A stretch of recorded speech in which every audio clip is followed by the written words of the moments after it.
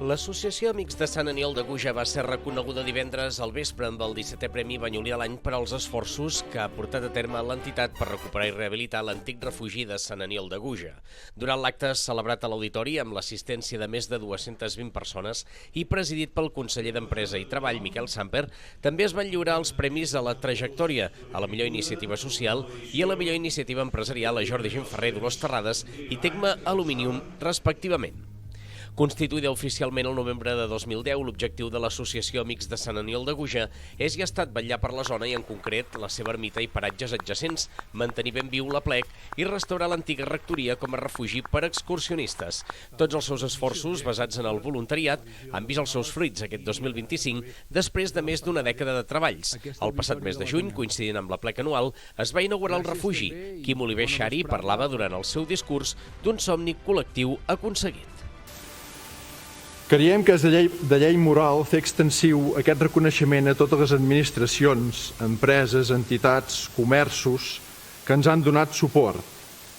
També són amics de Sant Aniol. I la llista seria molt llarga, cosa que no em permet anomenar-los un a un, perquè tenim poc temps, ja ens sap greu. La seva ajuda l'agrairem sempre. Ha estat una empenta constant per a l'associació que no ha deixat d'estirar del carro amb els voluntaris i la força popular. I això durant 13 anys de manera ininterrompuda. Una unió de forces que ha estat imprescindible per aconseguir l'objectiu, un refugi amb cos i ànima. I gràcies a aquest compromís i constància, avui podem dir que el refugi de Sant Aniol ja és un somni fet realitat.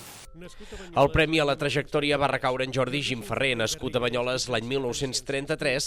El seu activisme cultural i la voluntat de situar Banyoles com un referent a nivell cultural han estat dos característiques destacades de la seva vida.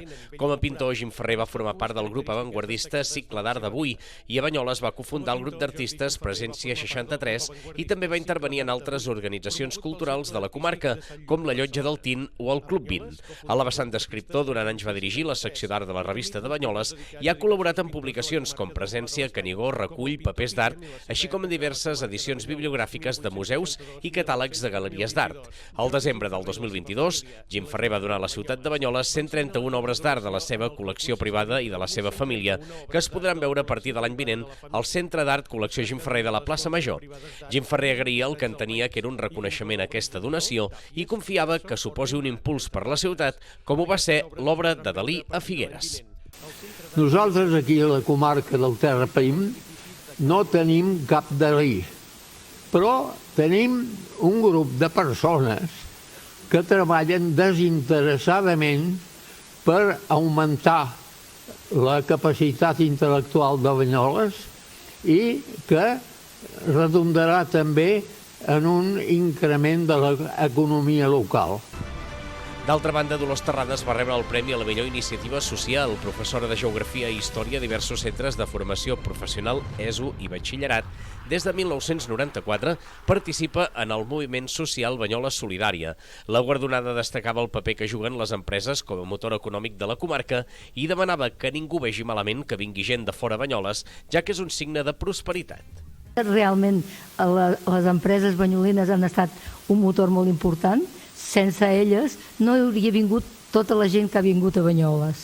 Llavors, el que sí que voldria dir és que a ningú li sàpiga greu que Banyoles tingui tanta gent procedent d'altres llocs, tant de l'estat espanyol, d'altres llocs, inclús de Catalunya, d'Europa o de la resta del món. Sobretot, en aquest cas, molt d'Àfrica, que en venen molts. Ningú li sàpiga greu perquè, al revés, això és un signe de prosperitat per a la nostra ciutat. Per últim, Tecma Aluminium va rebre el Premi a la millor iniciativa empresarial, creada pel banyolí Narcís Puigdemont i dedicada a la mecanització de peces d'alumini. El 2024 l'empresa va duplicar la seva facturació, passant a ser una de les empreses capdavanteres de la comarca, amb instal·lacions a Cornellà del Terri. Puigdemont agraïa i dedicava el guardó a la família, amics i treballadors que han situat l'empresa on està avui en dia. Per mi és un honor poder tenir aquest premi i sobretot compartir-la amb la família, els amics i els companys de feina, que sense ells això no seria possible. Amb moltes ganes i molt d'esforç hem fet que el projecte sigui una realitat i a dia d'avui tenim un futur molt prometedor. Hem treballat molt, hem persistit i ens hem ben organitzat per portar a terme aquest projecte. No ha sigut fàcil, ha sigut complicat, ens hem trobat amb totes les circumstàncies, però a dia d'avui estic molt content i molt orgullós de l'equip i de tots vosaltres. L'acte es va tancar amb l'actuació d'un duet de piano i veu de l'Escola Municipal de Música de Banyoles a càrrec de la professora Natàlia Nestrachuk i les alumnes Anna Coma, Mariona Navarro i Clàudia Cerola.